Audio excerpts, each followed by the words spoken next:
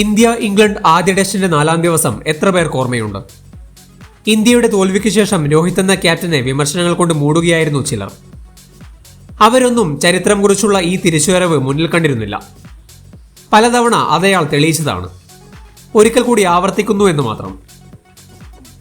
2 ടെസ്റ്റുകൾക്കിപ്പുറം ഇംഗ്ലണ്ടിന്റെ ബാസ്ബോൾ ക്രിക്കറ്റിനെ തച്ചുടച്ച് കയ്യിൽ കൊടുത്തിരിക്കുകയാണ് രോഹിത് എന്ന ക്യാപ്റ്റനും ബാറ്ററും.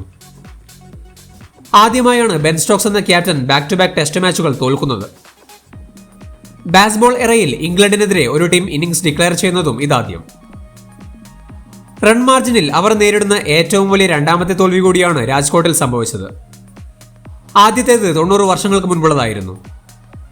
ഇതൊക്കെ ഇംഗ്ലണ്ടിനെതിരെ നേടിയ നേട്ടങ്ങൾ. ഇതിലൊക്കെ വലുത് മറ്റൊന്നാണ്. റൺ മാർജിനിൽ ടീം ഇന്ത്യ നേടുന്ന ഏറ്റവും വലിയ ടെസ്റ്റ് ജയം.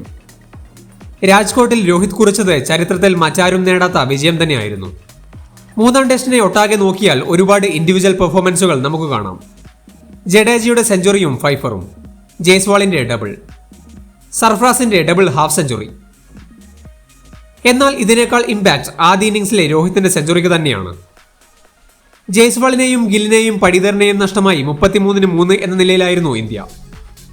അവിടെ നിന്നാണ് രോഹിത് കളി മാറ്റിമറിച്ചത്. ജഡേജയുമൊത്ത് ഡബിൾ സെഞ്ചുറി കൂട്ടുകെട്ട്. ടെസ്റ്റ് കരിയറിലെ ഒരു ഫൈറ്റിംഗ് 100.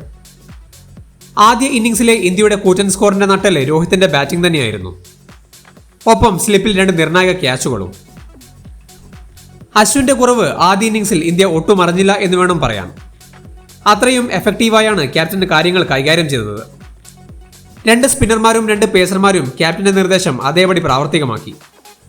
T20 വേൾഡ് കപ്പിൽ രോഹിത് തന്നെയായിരിക്കും ക്യാപ്റ്റൻ എന്ന് പ്രഖ്യാപിച്ചതിന് പിന്നാലെയായിരുന്നു താരത്തിന്റെ ഈ റെക്കോർഡ് നേട്ടം. ഫെബ്രുവരി 23-ന് റാഞ്ചിയിലാണ് 4-ാം ടെസ്റ്റ്.